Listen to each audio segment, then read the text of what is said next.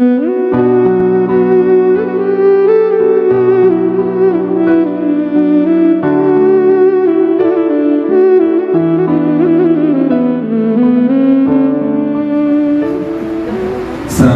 warahmatullahi wabarakatuh.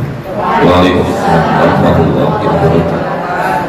Bismillah, walhamdulillah, wassalatu wassalamu ala rasulillah wa ala alihi wa sahbihi wa man walah. Allahumma la sahla illa ma ja'altahu sahla wa anta taj'alul hazna idha syi'ta sahla. Hayyakunna Allah akhawati karimat wa barakallahu fikum. Wa as'alullah subhanahu wa ta'ala an yaj'ala hadha al-majlis majlisan yubahi bihi Allahu malaikatahu innahu waliyyu dhalika wal qadiru alayh. Wa kafakum فخرا في هذا المجلس أن الله سبحانه النبي صلى الله عليه وسلم يقول: ما جلس قوم في بيت من بيوت الله يتلون كتاب الله ويتدارسونه بينهم إلا نزلت عليهم السكينة وغشيتهم الرحمة وذكرهم الله سبحانه وتعالى في من عنده. Beliau mengatakan bahwa terima kasih atas kehadiran para jamaah di sini untuk mempelajari ilmu Allah yang ada dalam Al-Quran, dan dikatakan bahwa tidak ada satu majelis yang di dalamnya itu membaca Al-Quran dan mempelajari dan mentafakkurkan isi Al-Quran kecuali akan diturunkan ketenangan dan kedamaian dalam jiwa dan pikirannya, insyaallah. Akhwati karimat, inna afdala شيء يتعلمه الإنسان وأفضل شيء يوصل إلى الله سبحانه وتعالى هو كلام الله. هذا أفضل شيء يصل به الإنسان إلى الله لأنه كلامه، ولا أفضل من أن نتقرب إلى الله بكلامه سبحانه وتعالى. Jadi beliau mengatakan bahwa tidak ada sesuatu yang lebih sempurna yang masuk ke dalam jiwa dan otak kita itu kecuali firman-firman Allah itu sendiri. Kenapa? Karena ini adalah benar-benar perkataan Allah, dan ini akan mempengaruhi semua yang kita dapatkan, semua yang kita dengar itu kepada kehidupan kita. Karena memang Allah Maha Pengatur atas kehidupan kita itu sendiri. والعلماء يعرفون القرآن على أنه هو كلام الله المنزل على جبريل، هو كلام الله المنزل بواسطة جبريل عليه السلام إلى النبي صلى الله عليه وسلم، المفتتح بسورة الفاتحة والمختتم بسورة الناس. هذا التعريف أحبة الكرام كان سببا لملحمة عقدية كبيرة عند المسلمين، ما تسمى بفتنة خلق القرآن في زمن الإمام أحمد بن حنبل رحمه الله. Jadi apa yang harus kita dapatkan di sini adalah bahwa Al-Quran secara pengertian yang umum adalah firman-firman Allah yang diturunkan kepada Nabi Muhammad SAW melalui malaikat Jibril, yang dimulai dengan surat Al-Fatihah dan diakhiri dengan surat.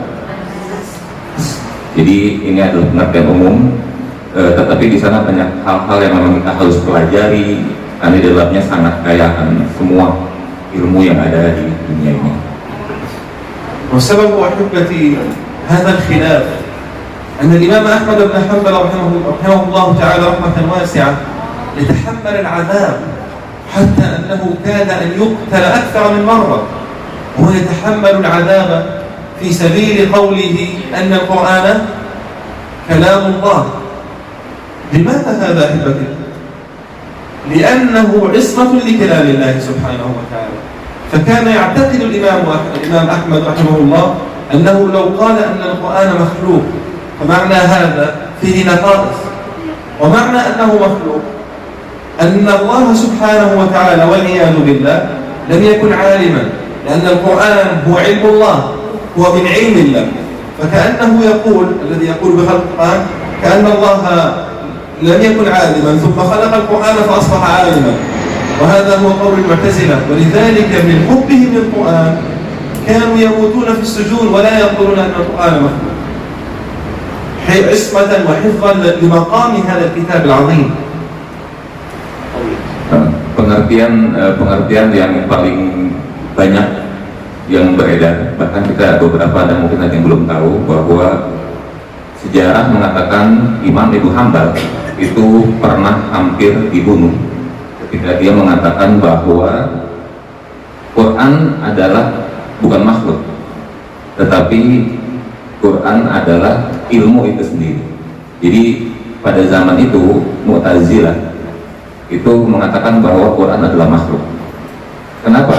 Karena apabila dikatakan bahwa Quran adalah makhluk, maka Quran itu sendiri pasti banyak kekurangan. Sedangkan Quran ini sendiri adalah benar-benar murni firman-firman Allah yang langsung diturunkan melalui malaikat Jibril kepada Nabi Muhammad SAW. Jadi ini sejarah Islam bahwa ada masa kelam di mana seorang Imam Ibnu Hambal hampir-hampir saja dibunuh ketika mengatakan bahwa Quran adalah ilmu, bukan makhluk. Jadi sedangkan pada zaman itu banyak kaum-kaum yang memang zaman-zamannya kaum Mu'tazilah itu sedang berkembang-kembangnya, dan orang-orang Mu'tazilah inilah yang hampir memenjarakan dan hampir membunuh Ibnu Hambal ketika Ibnu Hambal itu mengatakan bahwa Quran adalah ilmu, bukan makhluk. Kenapa demikian? Karena keyakinan Ibnu Hambal bahwa Quran adalah ilmu, karena kalau ini makhluk maka Quran sendiri akan banyak kekurangan. وما هو واجب الكلام في مسألة خلق القرآن طويل، ولكن هذا مختصر لأن المحاضرة مختصرة. الأمر الثاني، ما هو واجب المسلم تجاه القرآن؟ واجب المسلم تجاه القرآن أن يعامله كما عامله الجيل الأول. هكذا يعمل. كيف عامل الجيل الأول من الصحابة وأمهات المؤمنين والصحابيات؟ كيف تعاملوا مع هذا القرآن؟ إذا عرفنا كيف تعاملوا مع هذا القرآن، عند ذلك نستطيع أن نعرف ما هو التعامل الصحيح لهذا القرآن. التعامل المسلم الصحيح لهذا القرآن أن يقرأه كما قرأه سيدنا عمر رضي الله تعالى عنه، وكما قرأه أبو عبد الرحمن السلمي. أبو عبد الرحمن السلمي ماذا يقول؟ يقول: كنا نتعلم 10 آيات فلا نتعداها أو نتخطاها حتى نعلم ما فيها من حكم، ثم بعد ذلك نقرأ التي بعدها حتى حفظنا القرآن، حتى أخذنا القرآن والإيمان معا جميعا.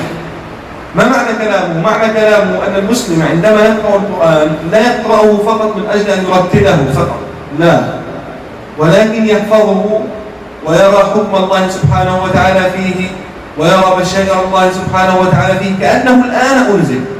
هذه هي الطريقة الصحيحة لأن نتلقى القرآن، كأنه الآن أنزل، عندما يقول الله سبحانه وتعالى: وبشر الصابرين.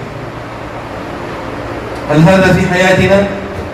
وهكذا في كل آيات القرآن، منها الزواجر التي تنهانا، ومنها الأوامر التي تأمرنا، ومنها البشريات التي تبشرنا، وهكذا في كل آيات كتاب الله سبحانه وتعالى.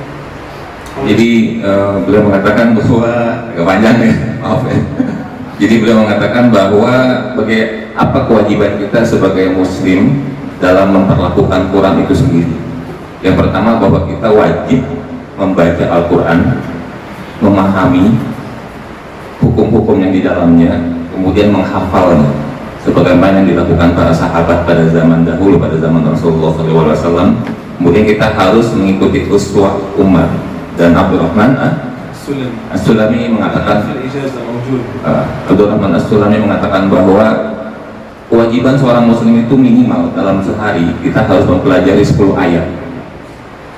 10 ayat, kemudian kita memahami isi-isi kandungannya, artinya secara global. Kemudian setelah itu kita memahami hukum-hukum Allah yang ada di ayat tersebut.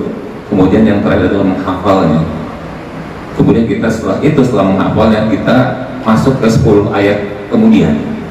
Dan ini yang banyak dicontohkan oleh para sahabat. Dan inilah kewajiban kita.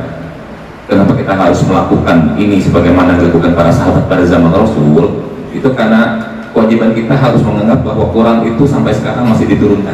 Itu harus tertanam di jiwa kita. Jadi kewajiban inilah yang akan terus memotivasi kita. Kita harus belajar terus nih supaya nggak hilang Al-Quran ini. Karena kalau kita punya stigma, punya apa namanya, punya bayangan lah ya bahwa Quran itu sampai sekarang masih diturunkan, itu kan kita berarti sama aja masih punya motivasi terus.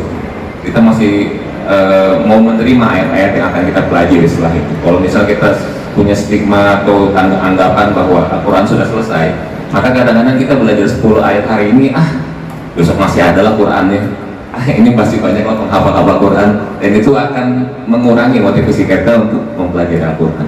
Tapi kita harus yakin bahwa seolah-olah Al-Quran ini akan terus diturunkan sampai pada hari-hari kita yang sekarang. Itu harus kita tanamkan di dalam jiwa dan pikiran kita dalam mempelajari Al-Quran. لذلك كان من صفات النبي صلى الله عليه وسلم عندما قالت أم المؤمنين عائشة رضي الله عنها لم تقل احفظه، وإنما قالت كان خلقه القرآن.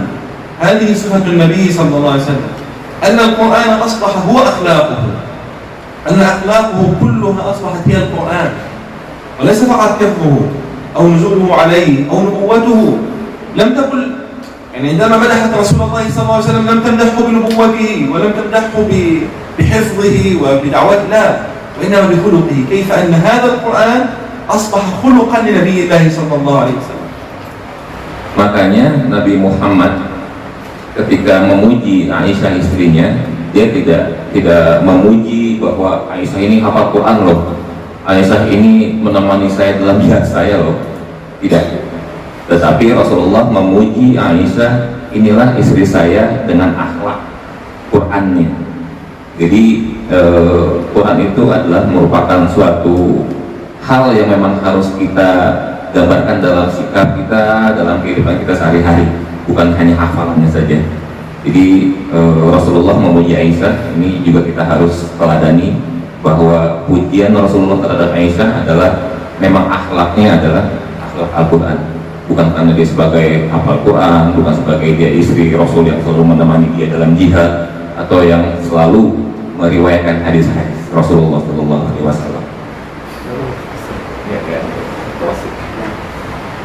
ومن هذه الأشياء أن رجلا من السلف كان يقرأ سورة هود، فدخلت عليه امرأة فقالت له أهكذا تقرأ هود؟ إنني من 6 أشهر وأنا أقرأ هود. معنى هذا أنها تجلس 6، كان عندهم غير قراءة الحفظ، كان عند السلف ونساء السلف كرابع العدوية وغيرهم من نساء السلف، كان عندهم ختم تدبر، أنهم يجلسون مع السورة وقت طويل يدبرون معانيها وكلماتها وآياتها. ترى هذا الرجل في المسجد يقرأ سورة هود، قالت له أهكذا تقرأه؟ ليس هكذا تقرأه. قالت له أنا من 6 أشهر أقرأ هود. لماذا؟ لأن النبي صلى الله عليه وسلم قال شيمتني هود وأخواتها، فإذا كانت شيمة النبي صلى الله عليه وسلم هود فيجب أن نقف معها. لماذا شيمة النبي صلى الله عليه وسلم؟ نقف معها كلمة كلمة، وهكذا كانوا يفعلون. Beliau mengatakan bahwa ada seseorang yang membaca surat Al-Hud di sebuah masjid. Kemudian orang-orang itu melihat dan mendengar bahwa inilah cara, beginilah apakah ini cara kamu membaca surat ini?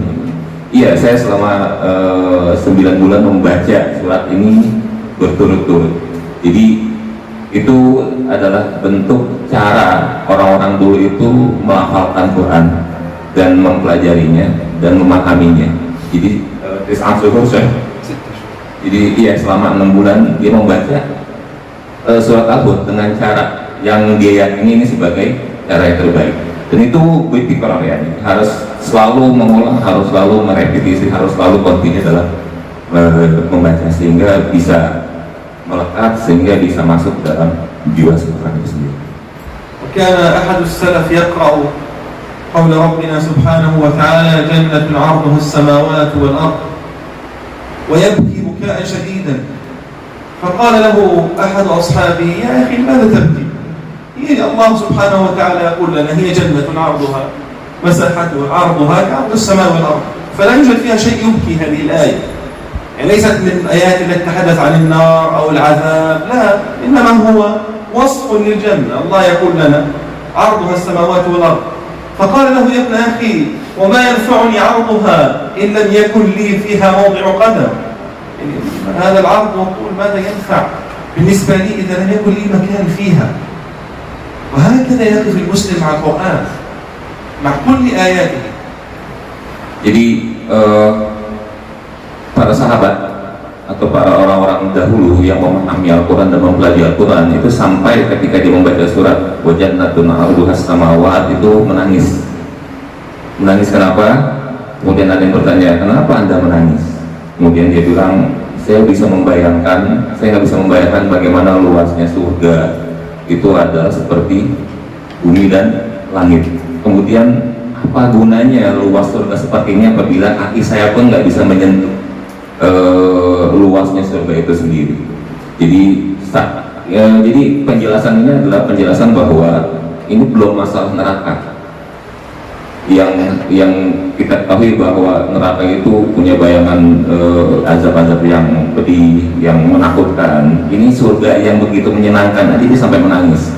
Kenapa? Karena dia membayangkan luasnya seperti luas langit dan bumi, tetapi kakinya saja mungkin belum tentu bisa masuk ke dalam surga itu sendiri. ومن هذه الأمور يستنبط أهل غزة كيف يعيش أهل غزة وأهل فلسطين وكيف يتعاملون مع القرآن. يتعاملون معه أنه النجاة. يعني ما الذي يجعل برأيكم ما الذي يجعل امرأة يهدم بيتها وبيوت أهل غزة بيوت يعني غالية الثمن بسبب التكلفة العالية بسبب الاحتلال والحصار. ما الذي يجعل امرأة مثلا يهدم بيتها ويقتل زوجها ويقتل أولادها كلهم ثم تخرج وتقول الحمد لله؟ هذه العقيدة من أين أتت؟ أتت من قول ربنا سبحانه وتعالى وبشر الصابرين. من هنا أتت لأنها تعرف أن ما عند الله خير وأبقى. من هذا أتت. فهذه آيات يعيش فيها المجاهد في جهاده والإمام في محرابه والأم في صبرها لفقد أولادها وزوجها. يعيشون القرآن كأنه الرفيق الصاحب الذي لا يخذل. Beliau menceritakan bahwa di Gaza itu banyak ibu-ibu, wanita-wanita yang ketika rumahnya itu sudah hancur, beliau cerita tadi, anaknya sudah meninggal, kemudian suaminya juga syahid, tetapi ketika keluar dari rumah dan mencari jenazah keluarga mereka masih bisa mengatakan alhamdulillah. Kita bayangkan, rumahnya sudah hancur, anak yang sudah meninggal, kemudian suaminya yang sudah syahid, ketika melihat keadaan ini masih bisa mengucapkan alhamdulillah dengan tegar. Kemudian pertanyaannya, dari mana akhlak seperti ini bisa timbul dalam sikap seorang ibu, yaitu dari akhlak Al-Quran itu sendiri. Jadi di Gaza ini negara, Palestina itu negara dengan jumlah hafid salah satu yang terbanyak di dunia. Jadi kalau dihitung jadi jumlah penduduknya itu nggak sampai 3 juta, tetapi jumlah hafidnya itu hampir 30% dari populasi jumlah penduduk Palestina itu sendiri. Bandingkan dengan Indonesia yang hampir 300 juta, hafiznya itu nggak sampai 200.000. Nah, itu perlu jadi motivasi kita dengan keadaan seperti itu, dengan keadaan yang memang di bawah todongan senjata, di bawah bidikan para sniper, tapi masih bisa menghasilkan hafiz dan hafizul Al-Quran itu hampir 30% populasi masyarakatnya sendiri. Itu masyarakatnya nggak sampai 3 juta dan luasnya itu nggak sampai 40 km. Kalau kita keliling dengan motor mungkin nggak sampai 2 jam udah selesai itu. Semua daerah di Gaza itu kita kelilingi, tapi populasi para hafiz dan hafizahnya itu hampir 30%. Dan itu dimulai dari usia 3 tahun sampai yang 80 tahun. من هذه الأشياء أن القرآن أننا نعتقد أن القرآن إذا دخل قلب المسلم حقيقة تخرج منه الدنيا، فلا تجتمع الدنيا والقرآن في قلب مسلم، هذا مستحيل. فإذا عاش الإنسان وفي قلبه القرآن لا تهم الدنيا أبدا، فقيرا كان أم غنيا لا تهمه، ذهبت الدنيا منه أو أقبلت لا تهمه. لماذا؟ لأنه امتلك أفضل كنز في الحياة، وأن هذا الطريق وأن هذا القرآن هو الموصل إلى الخلود من النعيم. فإن ذهبت الدنيا بمتاعها الزائل وترفها وكل شيء، فإنه بقي له أعظم شيء، وبقي له لقاؤه بالله سبحانه وتعالى وهو يقرأ كتابه ويرتل، فيبقى على يقين كامل واعتقاد جازم أن الله سبحانه وتعالى ادخر له من الأجور ومن الكمال ومن الفضل ومن المنزلة ما هو أعلى بما لا يقارن بأمور الدنيا التي ذهبت منه. ولذلك كان حفظ الأطفال عندنا يبدأ من 6 سنوات و7 سنوات، ومنهم من يحفظ 6 سنوات، منهم 7 سنوات، وهكذا. ولكن يبدأ الطالب من هذا السن، من 6 سنوات يبدأ بدراسة جادة للحفظ. Jadi beliau mengatakan siapapun muslim yang menjadikan Quran lebih utama dalam kehidupannya, maka tidak akan mungkin seseorang muslim itu akan berbarengan 50-50 antara dunianya dengan ukhrawinya. Pasti ukhrawi itu lebih utama bagi dia, itu udah pasti. Jadi kalau misalnya ada mengatakan Quran, siapa yang mempelajari Quran bakal ada kehidupan dunia dan akhirat, itu akan 50-50, itu nggak mungkin. Karena seandainya pun dia mempunyai rezeki di dunia, pasti pemanfaatannya otomatis akan lebih ke akhiratnya. Jadi itu tidak akan mungkin berjalan 50-50 antara dunia dan akhirat. Otomatis akhiratnya pasti akan lebih utamakan, seperti itu. Dan semua ini beliau mengatakan di Gaza, semua ini dimulai dari anak-anak. Kita mungkin di sini masih banyak yang lalai ya pada anak-anak kita, mengajarkan dari usia dini. Di sana itu, iya, saya ceritakan tadi dari mulai 4, 5, 6, 7 tahun itu sudah mulai menghafal. Makanya di sana tidak kaget bahwa para penghafal Quran itu banyak yang umurnya masih di bawah 10 tahun. Masih di bawah 10 tahun mereka udah hafal 30 juz, dan itu seolah-olah sudah menjadi budaya bagi mereka untuk menghafal. Di samping memang orang-orang Arab itu sendiri punya karakter hafalan yang kuat, tidak seperti kita. أنا أسألكم سؤالا، ما سبب جمع القرآن؟ ما سبب جمع القرآن؟ من يعرف؟ Beliau bertanya, kenapa ada Quran itu dikumpulkan pada di zaman yang di zaman Allah? نعم، في عهد سيدنا Umar. Kenapa? في عهد سيدنا أبو بكر. ما سبب جمع القرآن؟ Di Sayyid Abu Bakar. نعم. Kenapa ada metode pengumpulan Quran pada zaman Abu Bakar? Kenapa Quran itu dikumpulkan? Ini belum kodifikasi ya, baru dikumpulkan saja, karena pada zaman dahulu itu Quran kan banyak bertebaran, tidak hanya di nggak seperti sekarang ya kertas-kertas itu ya. Jadi ada yang di kulit unta, ada yang di pelepah kurma, ada yang di kayu, ada yang hafalan langsung. Nah, bagaimana ini? Kenapa ini bisa dikumpulkan? Kenapa ini dikumpulkan pada zaman Abu Bakar? Ada yang tahu? القرآن جمع مرتين، جمع في عهد الصديق رضي الله عنه أبو بكر، وجمع في عهد عثمان بن عفان رضي الله عنه. الجمع الثاني كان بسبب اختلاف القراءة الأوجه، ولكن الجمع الأول ما سببه؟ من يعرف؟ لا يوجد جوائز هذه. Jadi masa pengumpulan Quran itu ada 2 masa. Yang pertama pada zaman Abu Bakar, kemudian yang kedua pada zaman Umar. Dan pada zaman Umar ini kenapa dikumpulkan? Karena banyaknya ikhtilafat, jadi perselisihan atau perbedaan dalam pembacaannya. Nah, pengumpulan pertama ini apa sebabnya? Ada yang tahu nggak? Nah, ini kita belajar Quran ini bukan cuma baca doang, harus tahu sejarahnya. Ada yang tahu? Angkat tangan, ibu-ibu. Gimana?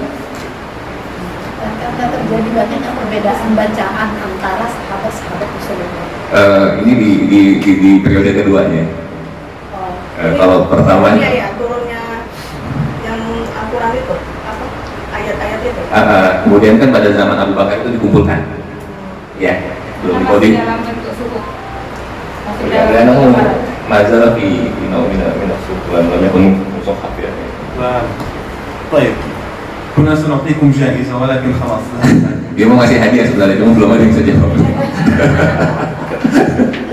كان السبب الأول، السبب الثاني جمع القرآن كان كما قلت. وكما قالت الأخت هو أنه كان اختلاف القراءات، ولكن السبب الأول كان بكثرة الشهداء. كان يقتل في الغزوات الكثير من الشهداء الحفظة، فخافوا على القرآن أن يضيع، فجمعوا القرآن في كتاب واحد سموه المصحف. انظروا للحكمة، أن القرآن من الذي كان يدافع عنه؟ من الذي كان يدافع عن الإسلام؟ من الذي كان يقود الغزوات والجهاد؟ من الشهداء؟ أهل القرآن.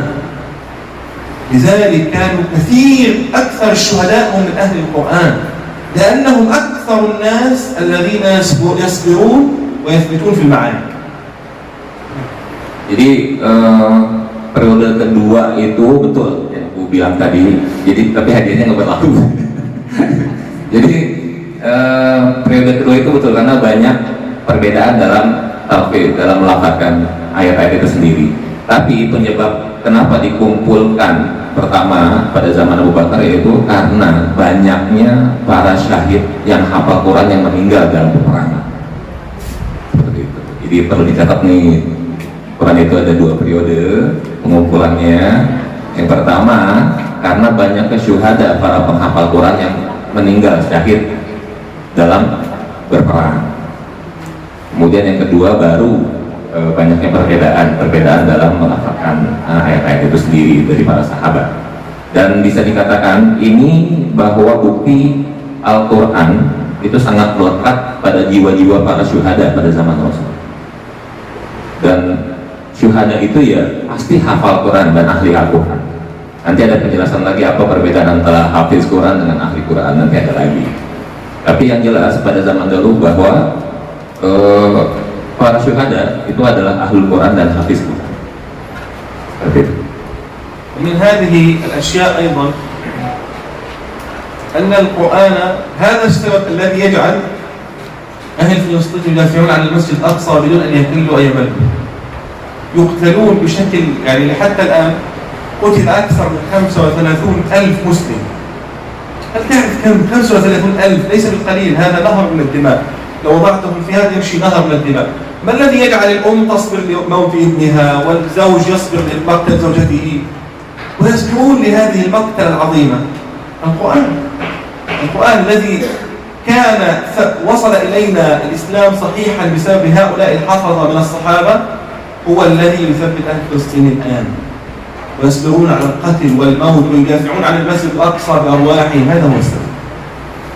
Jadi hubungannya dengan apa yang terjadi di Aqsa sekarang, bahwa salah satu penyebab Aqsa masih berdiri tegak sampai sekarang pun itu adalah berkat para syuhada-syuhada pada zaman dahulu, pada zaman Rasul, Khalifah, kemudian kerajaan-kerajaan Abbasiyah, Umayyah, sampai Mamluk, Turk, segala macam itu, bahwa syuhada-syuhada itu tetap menghafalkan Al-Quran dalam rangka berjihad. Jadi di Gaza, kenapa orang-orang di sana bisa tegar, bisa tabah, bisa melawan para penjajah di sana? Karena memang akidah mereka ya Al-Quran, dan ini yang sudah diuswahkan, yang sudah diteladani oleh para sahabat pada zaman Rasulullah SAW. Jadi ini yang bisa membedakan antara ahlul Quran, syahid, dan para hafiz yang bisa terus konsisten dalam berjihad sampai detik ini. حتى أن النبي صلى الله عليه وسلم كان إذا أراد أن يجعل أميرا على الغزوة، أمير السرية، أمير الغزوة في الجهاد، يسأله ما معك من القرآن، ماذا تحفظ؟ وكان أنس بن مالك يقول، أنس بن مالك كان يقول: كان الرجل فينا إذا حفظ البقرة ساد أصبح سيدنا. فكانوا هذه مرتبة الحفظة عندهم. الأول أن النبي صلى الله عليه وسلم كان إذا أراد أن يرسل غزوة أو سرية ينظر للحفظة فيه، يضع أمير السرية، وأمير هذا يكون حافظ له علم في القرآن. حتى أن أنس بن مالك يقول: كان الرجل إذا حفظ فينا البقرة، إذا حفظ سورة البقرة في الصحابة ساد، يعني أصبح سيد، يعني يصبح سيدا في قومه، له قيمته الكبيرة والاعتبار. Jadi sampai pada saat zaman Rasul ketika ingin memilih salah satu panglima perang, maka dia akan melihat hafalannya. Salah satunya itu seberapa banyak hafalan, seberapa bagus hafalan kamu dalam Al-Quran. Sampai Anas bin Malik itu mengatakan apabila seseorang itu ingin menjadi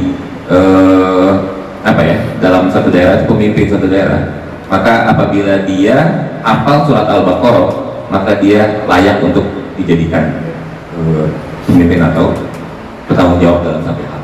Jadi memang lagi-lagi kriteria pemimpin yaitu salah satunya pada zaman itu adalah seberapa baik hafalan dan pemahaman dia dalam Al-Quran. ومن هذا أيضا ما جاء في كتاب أخلاق حملة القرآن. تعرفون لمن هذا الكتاب؟ لمن كتاب أخلاق حملة القرآن؟ لمن؟ Yang tahu di sana ada kitab namanya Hamalatul Quran, ada yang pernah baca atau yang pernah tahu pengarang dan واجب تعرفون. ini wajib juga diketahui. Jadi Al-Quran bukan hanya bacaan lagi ya, kita banyak unsur-unsur yang harus kita pelajari juga. أخلاق حملة القرآن. يجب على كل إنسان يتعلم القرآن أن يعرف هذا الكتاب. Jadi siapapun yang mempelajari Al-Quran sebenarnya wajib mempelajari buku ini. الإمام النووي رحمه الله تعالى Imam Nawawi mengarangnya. هو يقول يتكلم، هو كتاب رائع جدا جدا جدا. يقول فيه عن أحد الصحابة أنه قال في غزوة ثبت في القتال وقال بئس أنا حامل القرآن إن جاء الكفار من قبل.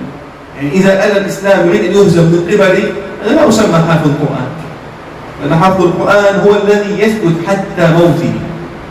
في الحياة هذه الحياة صعبة والثبات فيها صعب ويحتاج منا إلى زاد طويل مع القرآن.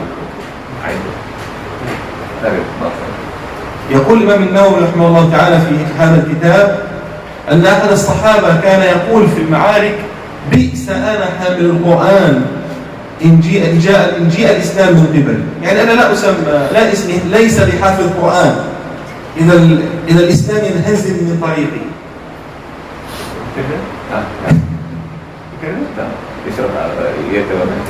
نعم، يعني يقول لهم أنني يعني ليست من صفتي حامل القرآن أن يهزم الإسلام من هذا الطريق، فيصبر ويقول إن أنا انهزمت أو تراجعت للمعركة فأنا لا أسمى حافظ القرآن، ممكن أسمى أي شيء ولكن لا أسمى حافظ القرآن. Jadi dalam kitab ini yang disebut ada di apa tadi nama kitabnya? Akhlak Amalatul Quran. Penciptanya siapa? Imam Nawawi. Dia mengatakan bahwa ini adalah salah satu kitab yang wajib dipelajari bagi siapapun yang ingin mempelajari Al-Quran.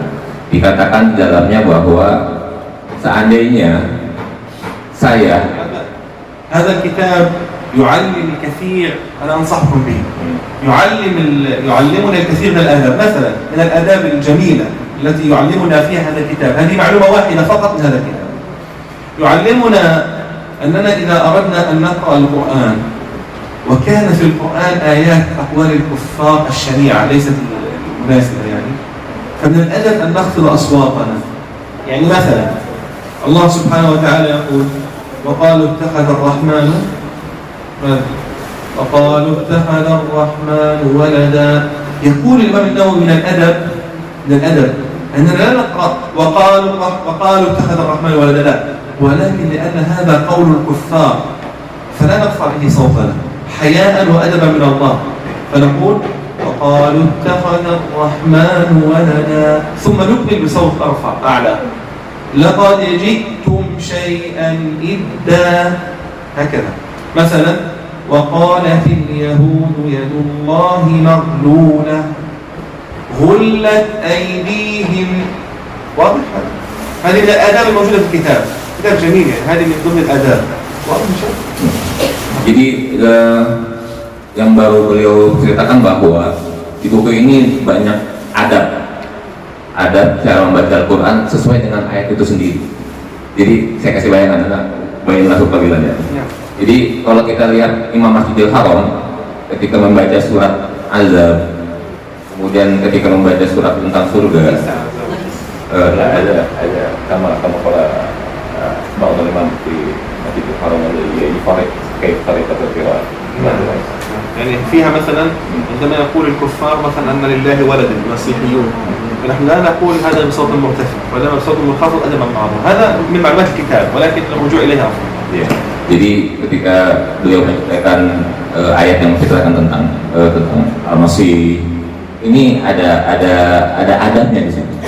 Jadi bukan hanya sekedar kayak kita baca semuanya rata gitu, tinggi semua, rendah semua, enggak. Di sana ada beberapa ayat sebagai adab kita bahwa inilah perkataan Allah, inilah firman Allah, dan yang menciptakan ini adalah Allah semua. Jadi harus kita pahami, dan banyak tercatat di buku itu cara-cara membaca ayat Quran sesuai dengan adabnya. Bisa dipahami ya? Gitu. Nah, Ana paham. Jadi buku ini memang wajib. Salah satunya yaitu banyak adab ya. Adab cara membaca Al-Quran, baca ayat sesuai dengan konteks ayat itu sendiri. Jadi saya kasih contoh tadi ketika Imam Sudais misalnya menceritakan tentang neraka, maka dia akan sedikit apa tuh? Sedih, nangis. Kemudian ketika dia membaca ayat tentang surga, maka akan sedikit semangat, agak sedikit keras, agak sedikit ada hawa gembira gitu, seperti itu ya. Dan itu dipelajari di buku ini, makanya beliau menganjurkan membaca buku ini dalam pelajarinya. من ضمن الأشياء التي يريدون أن نتكلم فيها كيف يستمد أهل القرآن أثناء الحرب. أنا صراحة أهلي يعيشون الآن في غزة، في رفح، في خيمة بجانب مسجد، فهم يرسلون لي تسجيلات المسجد الذي بجانبهم، فإن شئتم أسمعتكم شيئا من هذه التسجيلات. Jadi beliau mau menceritakan bahwa keluarga beliau ya, itu yang di Gaza sekarang itu sedang ada di Rafah, di kamp-kamp pengungsi, dan dia mengirim beberapa video yang menggambarkan tentang suara, bukan video. Jadi voice note, suara, jadi menceritakan keadaan tentang masjid yang ada di dekat kamp pengungsian ini.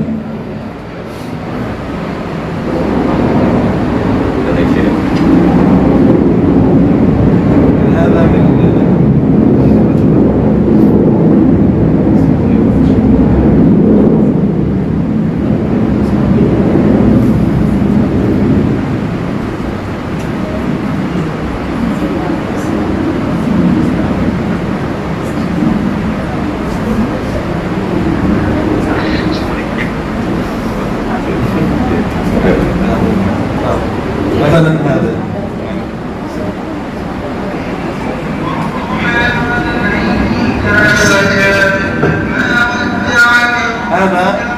هذه القراءة في الحرب، هذه القراءة في الحرب هذه الأيام.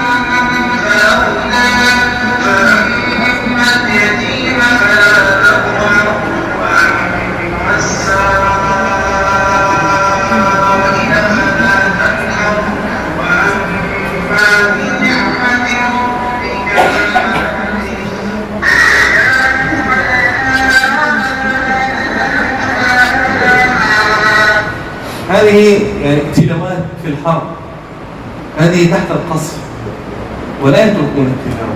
لماذا؟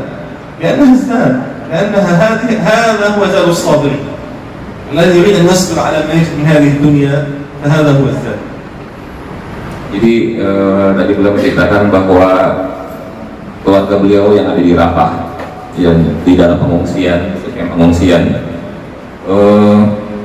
masih terus, walaupun sampai hari ini juga masih ada serangan yang dari Israel, itu masih terus melantunkan qiraah, dan ini adalah qiraah ketika harap Jadi ini salah satu bentuk qiraah yang dalam keadaan perang. Jadi seperti itu. Ada Ustaz? نعم هذه قراءة غير حفص. Jadi ini qiraah yang tanpa hafs. Jadi bentuk salah satu qiraah dalam kondisi peperangan seperti ini nadanya. ثم إذا رأى الناس الدمار والحرب في غزة وقرأوا قول الله سبحانه وتعالى أن الله سبحانه وتعالى يقول ولا تحسبن الذين قتلوا في سبيل الله أمواتا بل أحياء عند ربهم يرزقون. كيف سيبقى هذا؟ سيجد أن ما عند الله. كيف تثبت هذه الآية القلب أن هذا الذي يموت ليس ميتا؟ الله يقول لنا بل أحياء عند ربهم يرزقون. هذا كافيا لتثبيت القلب، وغيرها من آيات ربنا سبحانه وتعالى الكثير الذي يثبت القلب. Jadi warga Gaza sudah terbiasa ketika melihat suatu musibah, kehancuran rumah, bom segala macam itu, maka mereka akan mengatakan ayat-ayat yang berserakan. Mereka terbiasa mengatakan wala tahsaban dan ladina yuqatiluna fi sabilillah amwat bal ahya. Jadi jangan menganggap orang-orang yang meninggal, yang syahid di jalan Allah ini adalah para orang-orang yang telah mati, akan tetapi mereka adalah hidup. Jadi ini akhlak yang terbiasa mereka lakukan. Beda lagi mungkin kalau rumah kita kebanjiran aja ucapannya udah macam-macam. Atau rumah kita kena gempa aja udah ucapannya Allah segala macam, udah panik. Nah, orang saat ketika melihat rumahnya hancur kemudian rata dengan tanah, mereka biasa mengucapkan wala tahsabanna alladzina yuqatiluna fi sabilillahi amwat bal ahya. Jangan mengira bahwa orang-orang yang telah meninggal ini adalah jenazah yang tanpa nyawa aja, tapi mereka sebenarnya adalah hidup seperti ini. Ini salah satu akhlak yang terbiasa dari kecil mereka menjadi ahlul Quran. Jadi ini yang terbiasa mereka lakukan. الله سبحانه وتعالى يقول إن الله اشترى من المؤمنين أنفسهم وأموالهم بأن لهم الجنة. الله اشترى من المؤمنين أنفسهم وأموالهم. ما هي الصفقة يا رب؟ إذا نحن بعنا أنفسنا لك يقول لك الجنة. إذا أنت بعت رجل كريم شيئا من البضاعة من الدنيا لا تخاف وتكون مطمئن وتعرف أنه لن يظلمك. فكيف إذا بعت الله نفسك ومالك؟ فهذا أفضل صفقة يفعلها المسلم في حياته، هو أن يبيع روحه وماله لله سبحانه وتعالى. Jadi ini adalah ayat di surah, ada yang tahu ini surat apa? Innallaha ashtara. Ada yang tahu surat apa? Soalnya aku nak minum hadiah. Surah Suratu Al-Fa. Lagi betul hadiah. Tidak ada hadiah. Tidak ada hadiah kalau bisa jawab ini. Jadi di ayat itu disebutkan bagaimana seseorang itu mempunyai, ya bukan jual beli seperti berniaga ya, tapi kita sudah menyerahkan apa yang kita punya itu kepada Allah dengan balasannya yaitu pasti surga. Yaitu salah satunya itu dengan mempelajari Al-Quran itu sendiri dan mendalami dan memahaminya. يوجد قراءة أخرى هل تعرفون كيف هي؟ أو القراءة هذه إن الله اشترى من المؤمنين أنفسهم. ما هي النفس؟ معروف النفس بشيء. يوجد قراءة أخرى إن الله اشترى من المؤمنين أنفسهم. ماذا يعني أنفسهم؟ يعني أجودهم أفضلهم. Jadi di ayat ini Allah ashtara minal mu'minina anfusahum, ada yang anfusahum, ada yang anfusuhum. Kemudian apa? Anfasahum. Perbedaannya apa? Anfusahum yaitu diri kita, jiwa kita. Kemudian anfasahum adalah kemuliaan kita. Iya, kemuliaan kita. Jadi beda ya, jiwa kita dan kemuliaan kita. Jadi itu yang membedakan dua ayat ini.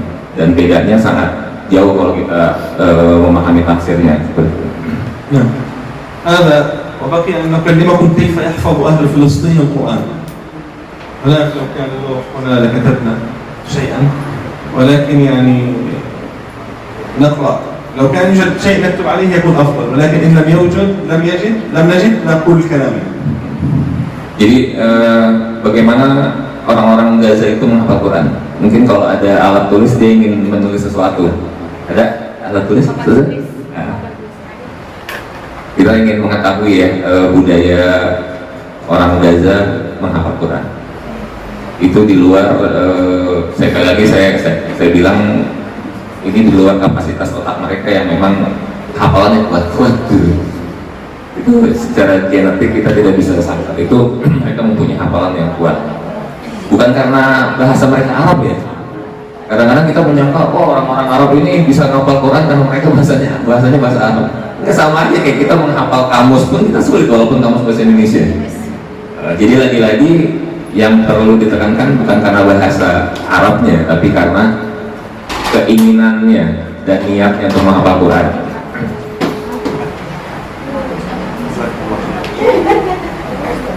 هذا له ميكروفون.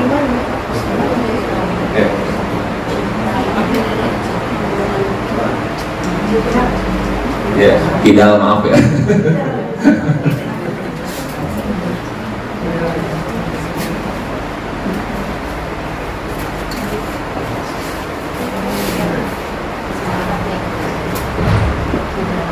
أول خطوة في حفظ القرآن كان الخطوة الأولى هو السماع على شيخ متقن، إن كان شيخ مثلا على الإنترنت أو كانت الشيخة. تسمعني صح؟ نعم أنا أسمع. صوتي واضح؟ لا أنت اشرح لنا. Jadi cara yang pertama dalam menghafal Quran ahli Gaza ya, para warga Palestina menghafal Quran, cara yang pertama yaitu mendengarkan langsung dari syekhnya. Jadi tidak serta-merta mereka belajar baca langsung baca bla. Pertama mereka dengarkan dulu dari guru-guru mereka cara membaca Al-Quran itu sendiri. هذا أول شيء هو سماع شيخ متقن، يعني أن تسمع كيف يقرأ الشيخ بطريقة صحيحة مثل محمد أيوب الخصري المشاوي كثير، يعني مثل هذا محمد أيوب إمام المسجد النبوي كان قديما. Muhammad Ayub ini salah satu imam di Masjid Nabawi, salah satunya ini.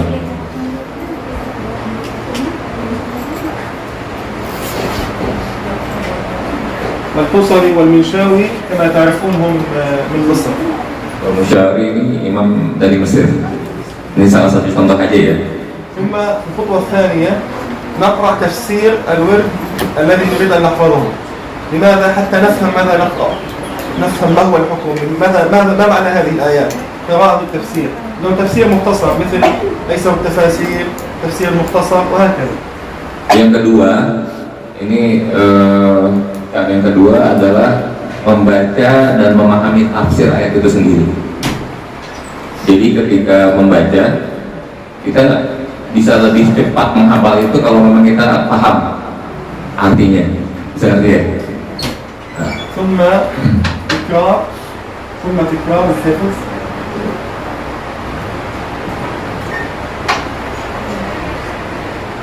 نظرا. ثم يقرأ الورد هذا مثلا لو كان 3 آيات، تمام؟ مثلا نقول الله سبحانه وتعالى يقول الله ولي الذين آمنوا يخرجهم من الظلمات إلى النور. يقرأ يكرر الله ولي الذين آمنوا يخرجهم من الظلمات إلى النور. الله فإذا حفظ هذا، إذا حفظه ينتقل إلى خطوة رابعة وهي التكرار غيبا، تمام؟ والتكرار غيبا هنا يبدأ الحفظ. Yang ketiga itu mengulangi bacaan dengan membaca sampai 3 kali minimal ya, ini minimal 3 kali. Kemudian yang keempatnya at-tikrar, jadi mengulang-ulang tapi dengan menutup mushaf. Bisa kira-kira dilaksanakan ini? Bisa ya? 50 مرة التكرار 50 مرة، هذا بدون النظر إلى المصحف، تمام؟ يعني بعد أن نكرر نظرا ننتقل إلى خطوة تكرار غيبا، يعني نقرأ كنا قبل نمسك المصحف الله ولي الذين آمنوا مثلا نقرأه حاضر، ثم بعدها نغلق المصحف ونبدأ في الحفظ والقراءة غيبا، تمام؟ نكرر مثلا 50 مرة غيبا هكذا. Jadi nomor 4-nya itu setelah kita tutup kita mengulangi bacaan minimal 50 kali. 50 هذا ليس kali. كثير. 50 kali bagi dia itu nggak banyak, sedikit. هذا ليس كثير للذي يريد أن يحفظ، يعني الذي يريد أن يقرأ القرآن كاسمه. أما الذي يريد أن يأخذ شهادة ممكن يقرأه 5 مرات وخلاص يعني. Nah, 50 ini bagi yang mau menghafal biasa aja. Tapi kalau mau mengambil syahadah, artinya punya sanadnya, qiraatnya itu paling nggak 500 kali dalam mengulangi hafalan. وهذا متى يبدأ الحفظ؟ هذه المسألة مهمة. يبدأ الحفظ عندما نبدأ نكرر غيبا، هنا يبدأ الحفظ. تمام؟ كل هذا. Jadi kapan seseorang ini bisa dikatakan menghafal? Ketika metode yang keempat ini dilaksanakan, yaitu dengan menutup. Nah, di situ udah mulai otak hafalannya udah harus bekerja. Jadi minimal kayak lagi 50 kali ya, Ibu. Ya. Tadi menghafal itu satu ayat atau berapa?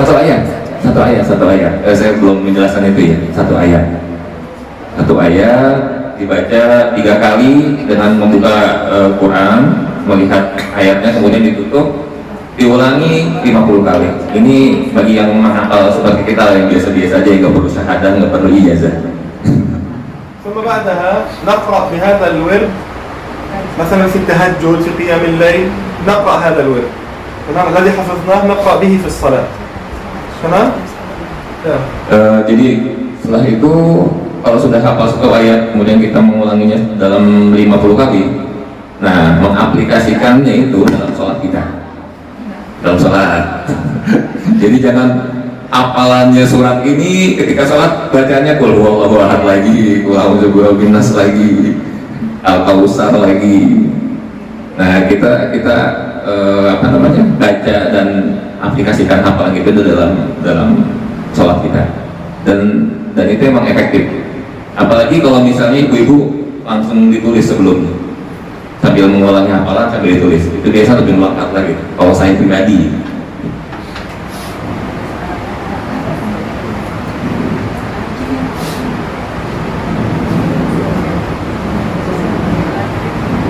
Sini ya. Nomor 1 tadi ulang lagi Ustaz. Gimana? Nomor 1 tadi. Nomor 1 yang pertama mendengarkan ke Syekh. Mendengarkan bacaan. سأعيد. Nanti dia akan mengulangi. في اليوم الثاني الآن هذا انتهى اليوم تمام. في اليوم الثاني نقرأ الحفظ القديم الذي يكون البارحة 5 مرات قراءة فقط، ثم نبدأ في الحفظ الجديد. تمام. نبدأ في الحفظ الجديد. هذا كله كم يأخذ وقت؟ هذا كله كم يأخذ وقت؟ هذا لا يأخذ وقت أكثر من ساعة، ممكن ساعة ونصف أكثر شيء. إذا كان صفحة تأخذ معكم ساعة أو نقول ساعة ونصف أكثر شيء. واضح؟ Kira-kira menurut kita dengan apa yang ditulis ini menghabiskan berapa lama nih melakukannya? Bagi beliau 1,5 jam cukup. هذا العرب نعرف. Ini bagi mereka. Dari mulai tahap pertama sampai tahap ke-6 ini bagi mereka itu 1,5 jam itu udah cukup mendengarkan qiraat Syekh, kemudian memahami tafsir. يعني أول شيء سمع شيخ ممكن يسمع، وإذا هو لم يسمع ممكن يقرأ على واحدة منكم مجودة، يعني ممكن يقرأ على واحدة، نعم، على أخت معكم تقرأ عليها حتى تصحح لها الخطأ.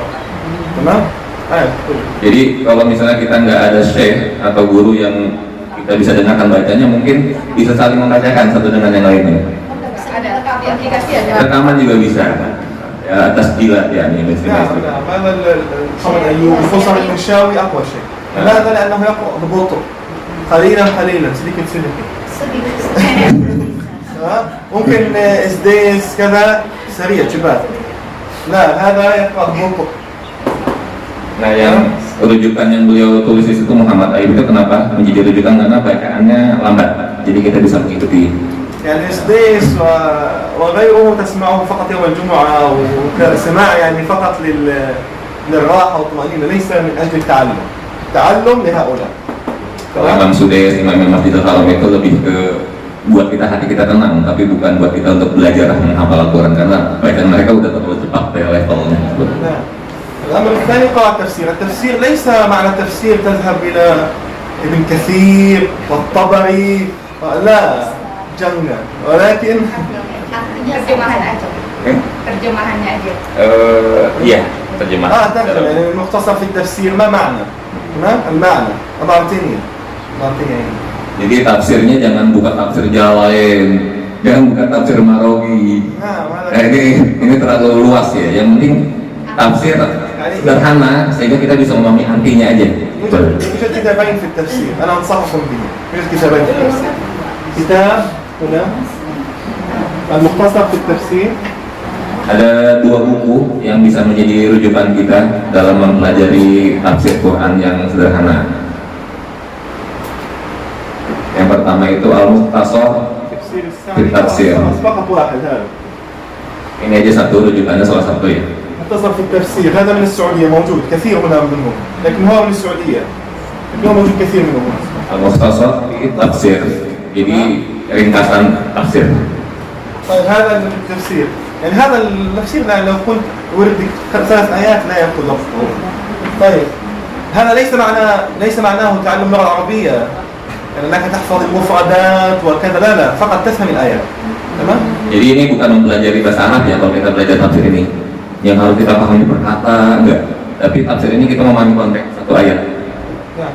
الثالث تقرأ بالنظر يعني يمسك المصحف وتقرأ كالقراءة ولكن بالنظر.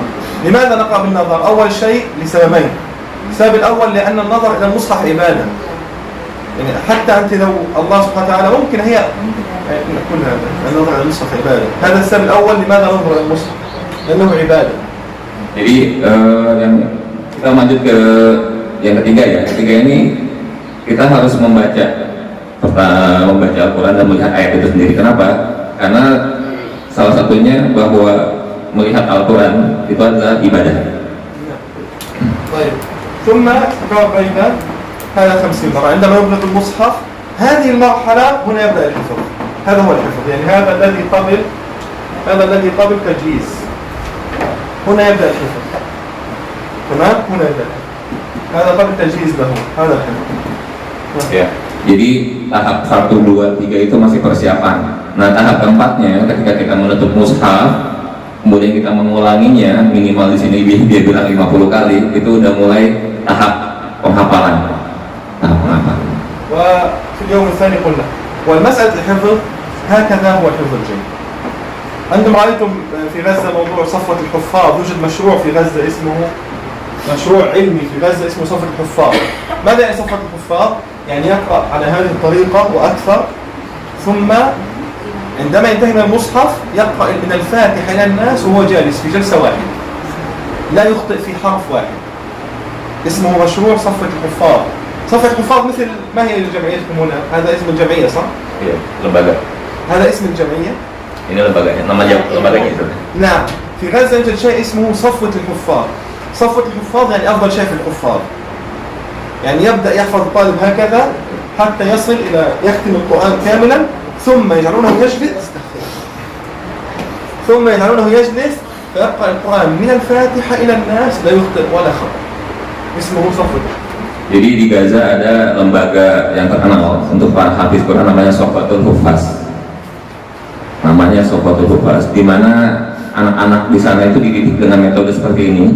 Kemudian pada saat wisuda ya kalau kita di sini ya wisuda tahfidnya itu membaca dari awal surat sampai surat An-Nas itu tanpa sedikit satupun kesalahan dalam membaca dalam memahami. صفوة الحفاظ هذا صفوة الحفاظ يجلس الطالب بعد صلاة الفجر يقرأ القرآن على شيخه من الفجر حتى العصر يختم القرآن أو من الفجر حتى الظهر يختم القرآن خلاص يقرأه كامل.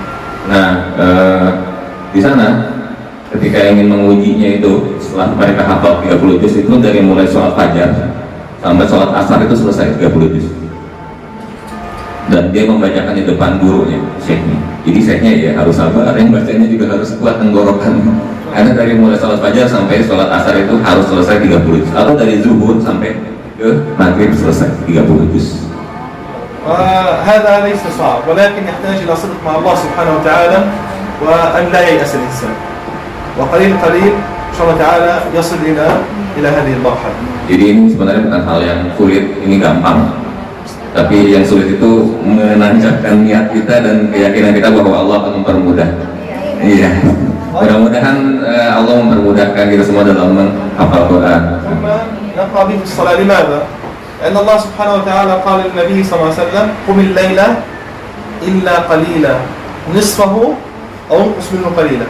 عندما نزلت هذه الآية في سورة المزمل، عندما نزلت هذه السورة لم يكن ينزل على النبي صلى الله عليه وسلم إلا صفحة واحدة من القرآن فقط. يعني كانت فقط نزلت سورة العلق ونصف سورة المزمل. الله ماذا يقول للنبي صلى الله عليه وسلم؟ قم الليل إلا قليلا. طب يا رب لم ينزل كل القرآن، فقط نزلت صفحة واحدة من القرآن. نعم قم الليل فيه. فهم؟ Paham yang lain? Sama hal ini sih. Jadi kenapa di sini dianjurkan ketika kita sudah menghafal tadi ya, sudah menghafal kemudian kita mengulanginya dalam sholat kita, terutama sholat malam. Kenapa? Karena pada ini surat berhubungan dengan surat Al-Muzammil tadi yang disebutkan qumil laila qalila. Nah, kenapa? Karena pada saat surat ini diturunkan itu hanya ada salah surah surah Al-Alaq ونصف صفحة من المزمل. Nah, jadi ada surat Al-Alaq dan setengah dari surat Muzammil. Jadi qumil laila qalila ini salah satu saran untuk salah satunya mengaplikasikan dalam ini sendiri ayat ini. يعني الله يقول للنبي قم الليل قل يعني إلا قيل وماذا لا يوجد في القرآن فقط صفحة واحدة من القرآن. نعم قم فيها الليل تمام. فنريد أن نقوم الليل بهذا الورد الذي نحفظه لأنه هو أول شيء ينزل إلى قلوبنا نحفظه. ده شيء هذا نعم تمام. Sudah dipahami ini ya? Sampai sini sudah bisa dipahami. Nomor 6 tadi lagi اليوم السادس في اليوم الثاني. الآن انتهينا هذا اليوم. في اليوم الثاني نقرأ هذا الورد الذي يعني حفظناه البارحة نقرأه 5 مرات ثم نبدأ من جديد. تمام. نبدأ من الخطوة من جديد. فاهم واضح؟ يعني مثلا اليوم مثال أنا أعرف الموضوع ليس مثلا مثال بيدا مسألة مشكلة masalah contoh Masalah tuh begini contohnya gitu maksudnya. misal Bukan masalah.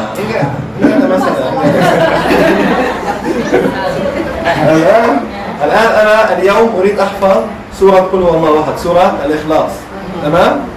انتهينا من سورة الإخلاص، حفظناها، قرأت تفسير، سمعت سورة الإخلاص والتفسير والتكرار وكذا وقيام الليل. هذا هاري سبتو. besok hari Minggu. besok hari Minggu, ya? Kamis. Harus hafal Kamis apa? Mantar Kamis. Sekarang Rabu.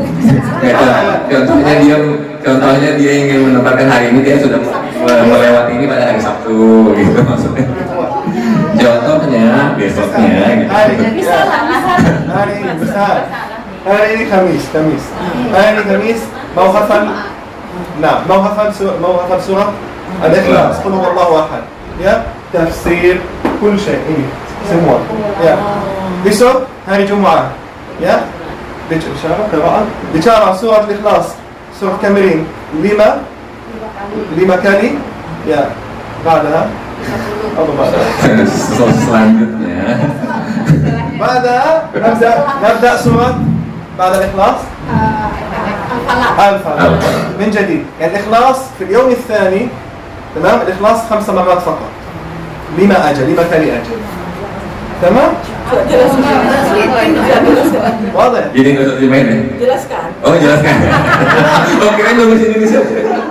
Jadi dia mengatakan kalau misalnya hari ini dia sudah mulai menghafal alif ba, oke, kemudian diulangi 5 kali pada hari ini.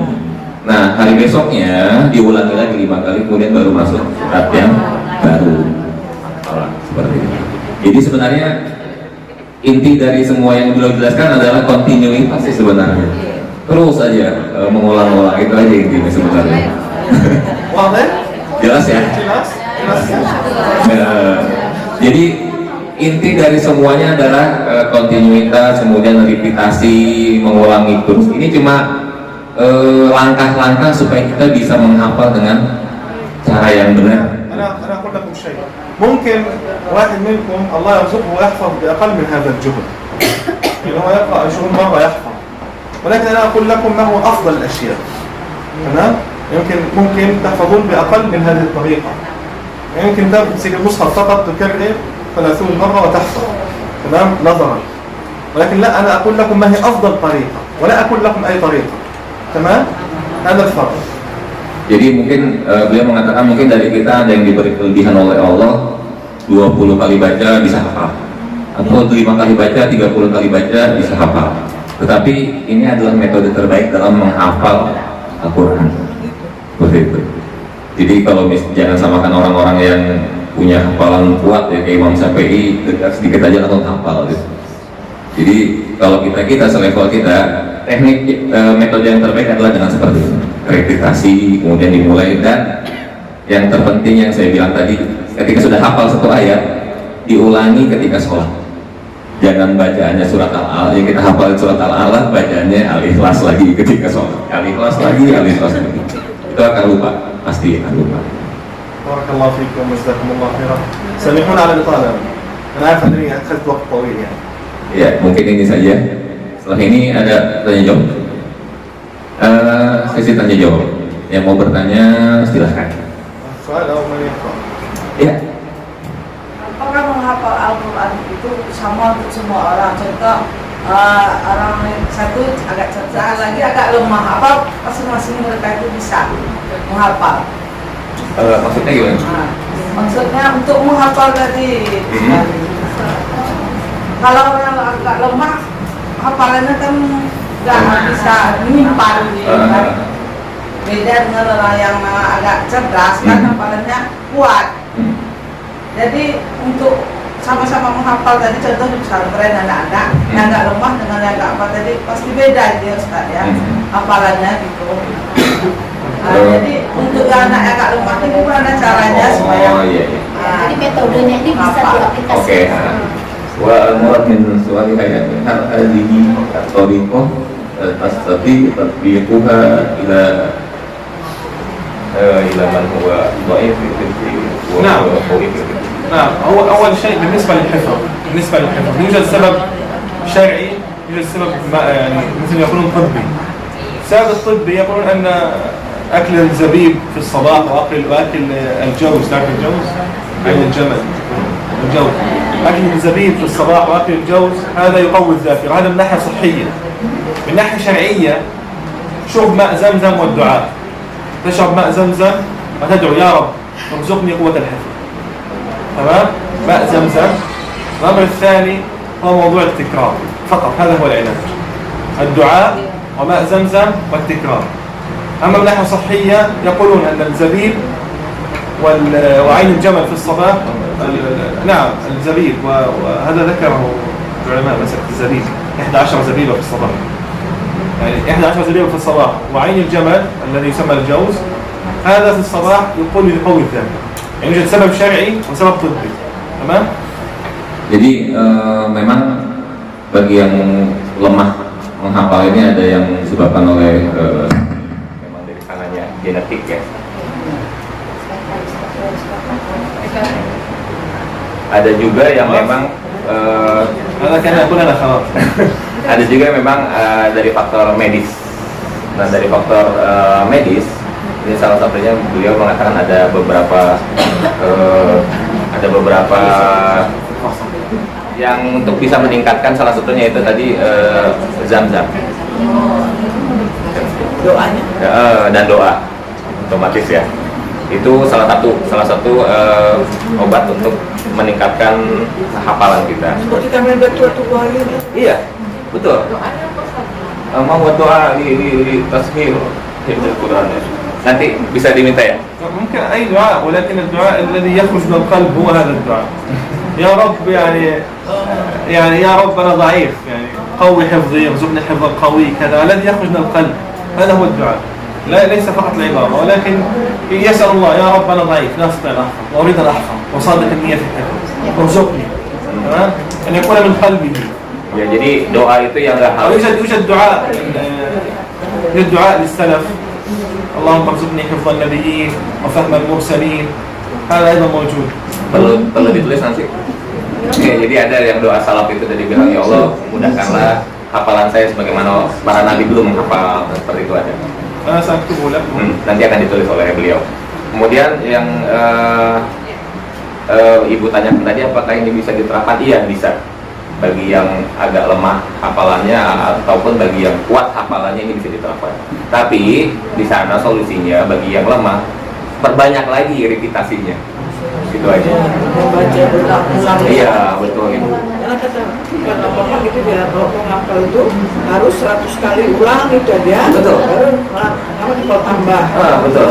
Jadi beliau pun tadi menjelaskan 50 ini selevel kita ya, yang nggak perlu syahadah, perlu ijazah. Cara membaca kan ada ya, bacaan itu ijazah, harus pakai sana segala macam. Nah ini yang selevel kita yang ingin menghafal aja. Adapun yang kita perlu syahadah, misalnya harus bacanya sesuai dengan Kewa Ashraf misalnya gitu. Nah ini minimal beliau katakan 500 kali. 500 itu baru bisa mendapatkan syahadah dalam Kewa. Nah 50 ini minimal untuk selevel kita dalam menghafal Quran. Dan memang dalam menghafal ya, maupun yang cerdas maupun yang lemah, tetap pengulangan itu yang terpenting. Betul. نعم هذا هو تمام هذا هو الدعاء.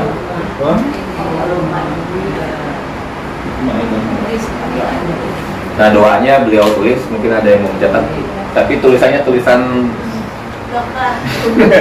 apa ya? ما تحفظ الدعاء أصلا. كيف أستحفظ الدعاء؟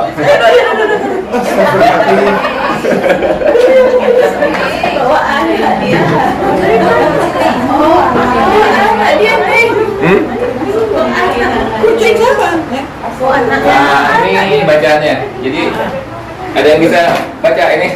bisa? Wah itu beda nggak binasti ya. هذا ليس بالناس هذا الخط الرقعة.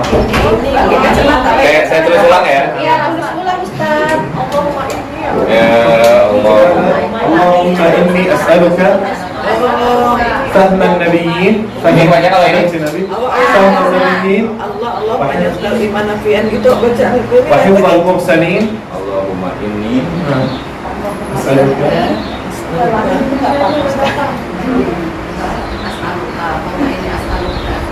Ntar ya saya beli harapatnya nanti. فهم إيش هو هذا يا شيخ؟ Fahman Nabi.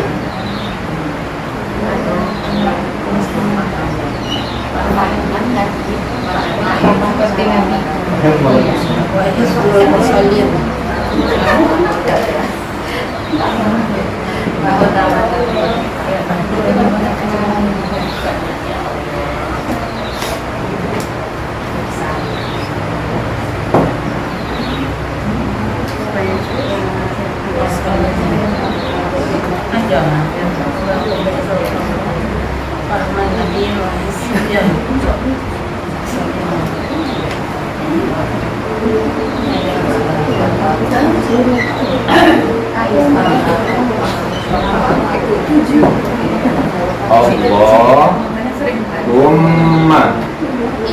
Allahumma inni as'aluka fahman nabiyyin wa mursalin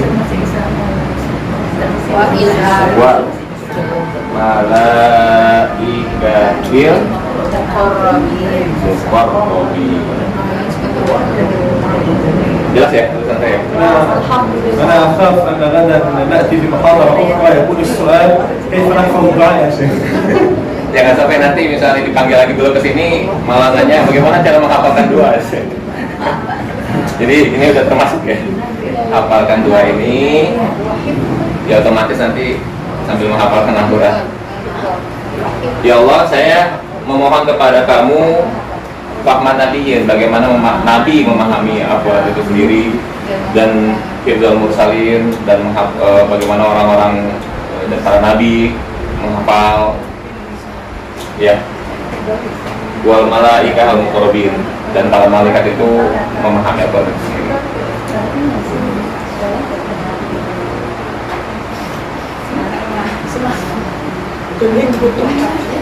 Wahid lo, Tidak bisa tidur pula sebetulnya. Kayak anak aku nih, usia berapa nih? Usianya berapa? masih muda. Mudanya berapa? 17.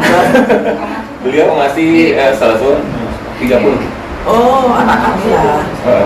Anakku yang paling kecil 33 tahun. Wah, Ibnuha ya, Kamsa Salah benar. Ibnuha akbar min kasin. Allahumma shalli ya Rabb. Semoga anak ibu menjadi orang yang soleh. Ya Allah. Mana kata? Sudah, ini sudah ditulis. Ada soal apa? Jangan dihapus. Soal Ini aja coba hafalin. Coba bisa dalam 5 kali dibaca.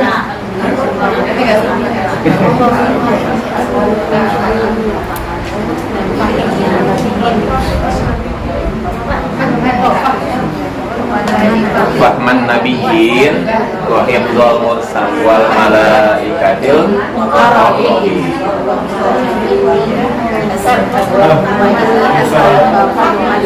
Ada yang mau bertanya lagi? Ibu-ibu? Nggak ada lagi? Oh iya, mau jemput juga ya? Oh, baik. Ya mungkin matas nih ya? Oh di luar situ. Iya, Di satu luar orang ya? aja. Iya, tapi di luar acara. Oh, di luar acara. Dia tuh anak sih. Oh iya. Berantas nih, ini college ada barang. Jadi جزاكم الله خيرا على إتاحة الفرصة أن نتحدث بينكم، وهذا شرف عظيم لي، وأنا فخور أنني أتحدث يعني معكم في مكان أمي. هذا ليس بالبيت، هذا مركز تحفيظ قرآن، روضة قرآنية. وأنا فخور جدا أنني بينكم، لأنه لا يوجد أفضل من اجتماع المسلمين على كتاب الله سبحانه وتعالى. فأنا أشكركم وسعيد جدا أنني بينكم، وأسأل الله سبحانه وتعالى أن يكون هذا المجلس ممتدا إلى لقاء النبي صلى الله عليه وسلم على الحوض. آمين آمين. شكرا لكم كثيرا وبارك الله فيكم وجزاكم الله خيرا. Jadi beliau mengatakan sangat bangga, sangat senang di sini karena tidak ada tempat di dunia ini yang lebih afdol, yang lebih mulia selain tempat di mana banyak para penghafal dan orang yang belajar Quran di dalamnya. Dan semoga kita semua nanti di hari kiamat bisa bertemu dengan Nabi Shallallahu Alaihi Wasallam dalam keadaan yang baik dan dalam keadaan yang insya Allah. Jadi beliau sangat bangga dan sangat senang. Semoga ini bisa berkelanjutan dan kita bisa dimudahkan dalam memahami dan mempelajari Al-Quran. Insya Allah. Mungkin ini saja yang bisa saya sampaikan. Setelah ini nanti ada dari rekan-rekan kami dari Miras untuk menyampaikan sesuatu. Saya tutup. Wassalamualaikum warahmatullahi